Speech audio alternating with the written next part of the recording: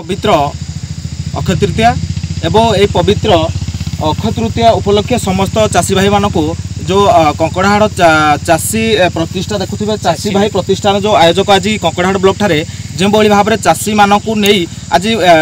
अखिमुठी अनुकूल कर सीधा सड़क आम सहित चाषी मैंने जोड़ी होती सीधा सड़क आम सहित आलोचना करवा आज अक्षय तृतीय चाषी भाई मानक कौन केमती रही है आप परिचय टे देवे। मो ना मनमोहन सिंह घर कंधरा मो ब्लॉकर पूर्वतन स्वामी सभ्य कौन कहे आज पवित्र अक्षय तृतीय जो अखिमुठी अनुकूल आम ये है चाषी भाई प्रतिष्ठान प्रतिष्ठाता तेणु तांकर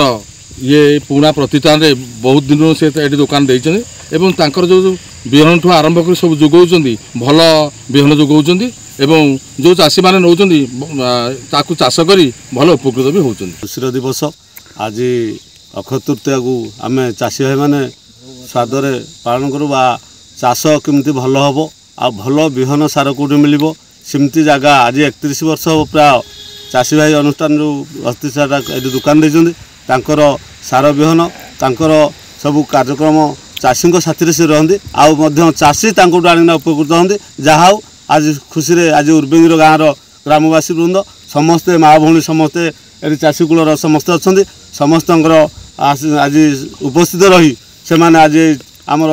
अक्षय तृतीया को स्वादर पालन कर बहुत बहुत धन्यवाद। आपण मैंने चाषी भाई मुहर सीधा सड़क प्रतिक्रिया शुणुले जो भाव में जो कंकड़ाहाड़ ब्लॉकर चाषी भाई प्रतिष्ठान जी अच्छी प्रतिष्ठाता अच्छा से सीधा सड़क ये कंकड़ाहाड़ ब्लॉक में 30 ରୁ 35 वर्ष है चाषी भाई मानक औषध सार ठू आरंभ करी प्रत्येक माने बिहन आणिकी से चाषी मानक जोगाई था सीधा सड़क आम सहित कृषि मित्र अच्छा कृषि मित्र सहित आलोचना करवा केमती कौन चाषी भाई कौन केमती सुविधा रोचे। मो ना रश्मिता महांत मु कंकड़ाहाड़ ब्लॉक बालिकुमा पंचायत कृषि मित्र भाव में कार्य करी मु 7-8 वर्ष है कृषि मित्र भाव में कार्य करुँची मु चाषी भाई मानक नहीं मोर ऑर्गेनिक